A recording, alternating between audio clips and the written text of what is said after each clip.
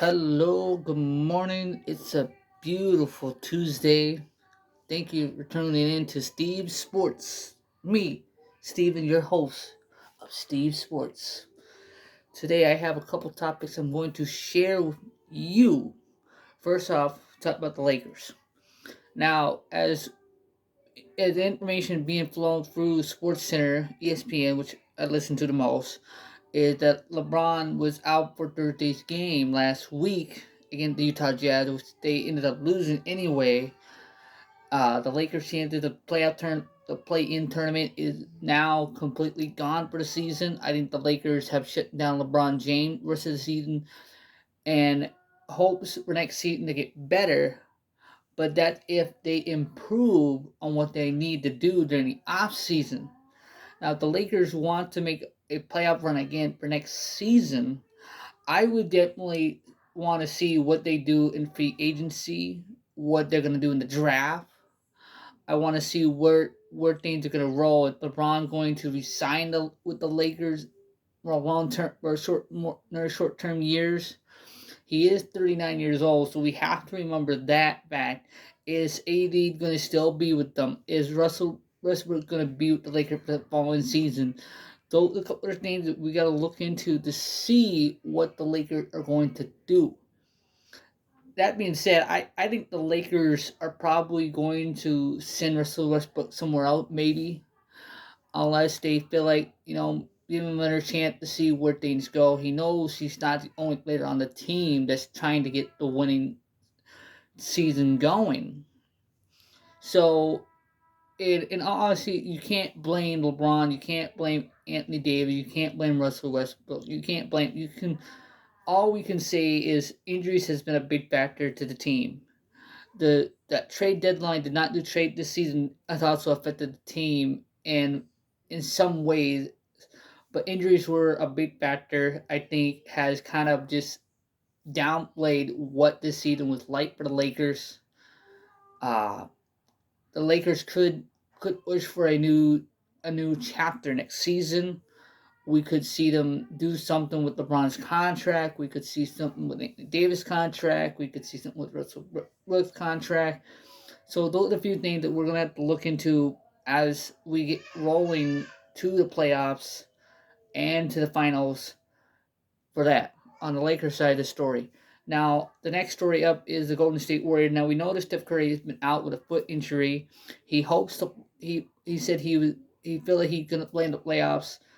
I think this could be a little bit of an interesting season for Warriors as we continue to watch them. The Golden State Warriors is my favorite team. I ain't gonna lie, I like the Warriors. Um, well, I think the Warriors are probably gonna stumble in the playoffs, but they could make it to the Western Conference Finals against the Suns. Now the Suns are a pretty hot team. I do feel like they're favored to win the NBA Finals championship this year than they did last season. So the Warriors are just going to be a playoff team that's going to get closer to that finals. But no, okay, their next season they got a chance to do some building around that. So I don't think Steph Curry's injury for the regular season is going to affect him as much for the playoffs. Now, if he was out during the playoffs, yeah, that would kind of hurt them a little bit. But it does have Klay Thompson who came back. He's another great 3-point shooter. They got Draymond Green. So it's really comes down to, okay, what they got to do. They got Paul, who's another great player. So I feel like we could see a huge change in the Warriors aspect entering the playoffs. That being said, then the Brooklyn Nets, another good story, has kind of really fumbled around NBA world was when Brooklyn Nets signed Kevin Durant, James Harden in the trade, getting Kyrie Irving, the three big guys, and then all of a sudden, the 76ers had Ben Simmons out. They didn't want to play. They want to come in. Had some problems there. And Harden kind of just was getting kind of frustrated because Kyrie, here the guy who signed a contract, both are the team, only come in part time, playing in the road games, but not at the home game, but they really need him on as well to push for a playoff run. So when Harden got traded to the 76ers for Ben Simmons not going to play in the regular season for the Nets this season. You got Kevin Durant injured, so it's kind of like what happened. The Nets were one of the heavily favored teams to go to the NBA Finals, and now all of a sudden you got all these problems. It's like, okay, the team's falling apart. The team is just falling apart. I hate to say it, but they are falling apart. That's the major problem right there for the Nets. So I don't see the Nets making the playoffs this year.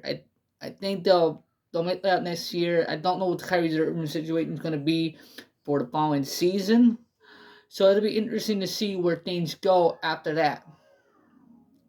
Now, as I transition to the NFL story, there is a story that kind of like I just read this morning. Kind of want to share my opinion on this with Rob Gronkowski, who said he wouldn't play for any other quarterback except for Tom Brady. When Tom Brady came out of retirement to come back to Tampa, and then Bruce Arians retires, and Todd Bowles becomes the new head coach.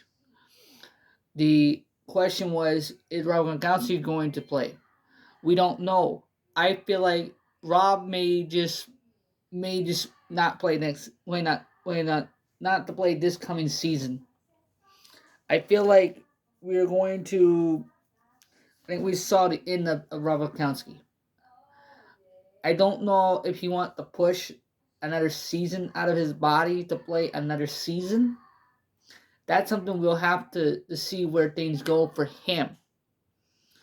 The other part of the football stories that I'm going to explain is the Seattle Seahawks quarterback situation. Still, we don't know if the veteran is going to be an idea what they're going to look at. Are they going to pick Drew Lock at their starters? Are they going to bring back Geno Smith?